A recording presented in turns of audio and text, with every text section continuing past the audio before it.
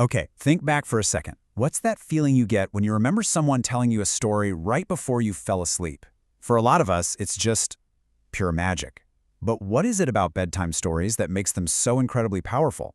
Well, in this explainer, we're going to dig into why these simple little tales about comfort and wisdom and connection are so deeply wired into us.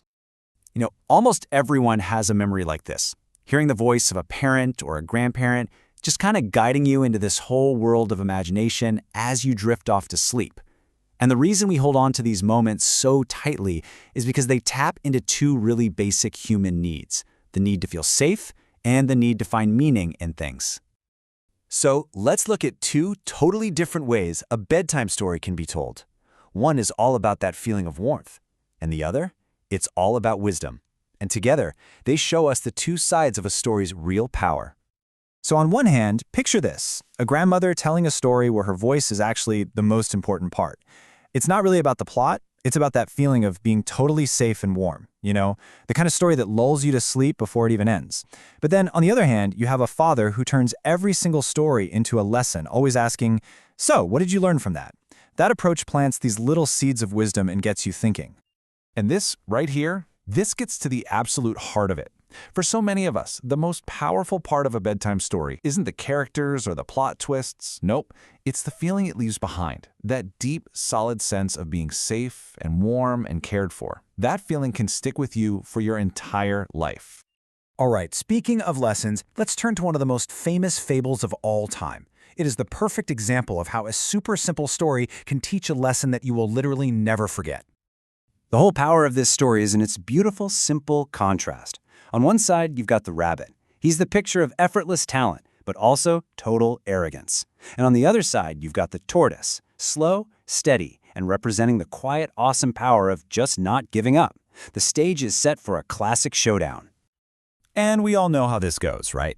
The cocky rabbit challenges the tortoise and just bolts off the starting line, gone in a cloud of dust. He's so sure he's going to win, he actually takes a nap. But the whole time, the tortoise just keeps going, slow, steady, never stopping. And then comes the story's brilliant twist. That slow and steady pace leads to a surprise finish that has been told for generations. And this is exactly why this story has lasted for so long. It's a timeless lesson packed into a simple little fable. Being consistent can be way more powerful than raw talent, and just sticking with it can beat arrogance every time. It's a piece of wisdom we carry with us long after we've outgrown bedtime stories. Okay, so from an ancient fable about competition, let's jump to a modern story that's all about connection. It really shows that the power of a bedtime story hasn't changed at all, even if the characters have. This one is about finding a friend in the most unlikely of places. It's such a simple, sweet story. There's this hungry cat, Mau Mau, who's about to eat a fish named Shan Shan. But just then, the fish talks to him, and they figure out they're both really lonely. And in that one moment, the cat makes a choice. Having a friend is way more important than having a meal.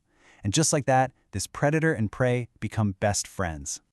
So whether it's a classic fable or a brand new tale, this brings us back to that big question. Why are these simple stories so comforting, especially at the end of a really long day? This is the perfect analogy for it. A bedtime story is like a warm glass of milk. It's not going to fix all the problems you had during the day, but it gives you something just as important: pure, simple comfort. It's a little ritual that just soothes your mind and gets it ready to rest. At their core, these stories are really just a gentle escape.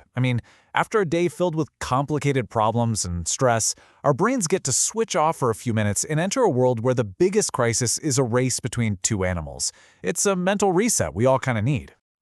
But hey, beyond all that emotional comfort, there's another fascinating, super practical benefit to listening to simple stories, especially if you're trying to learn a new language. It's an amazing tool, actually. For anyone learning a new language, this is a huge mindset shift. The goal, at first, isn't to understand every single word. It's just to feel the language, to absorb its rhythm, its sounds, its music. It's about letting it wash over you before you even try to translate. So this lays out a fantastic, really low-pressure way to learn. You just pick a simple story, maybe one you already know, and you just listen, over and over again. And the magic happens with each listen. Your brain just naturally starts to connect the sounds to the story, and that feeling of slowly understanding more and more, it's incredibly motivating. So whether we're talking about comfort or wisdom or even learning a new language, what's the one thing that ties it all together? It's connection. Stories connect a cat to a fish, a listener to a storyteller, and every one of us to the timeless ideas they carry. So I'll just leave you with this question. What was the first story you really, truly remember? And more importantly, what feeling does that memory bring back for you? The answer to that probably tells you everything you need to know about their power. Thanks for joining me for this explainer.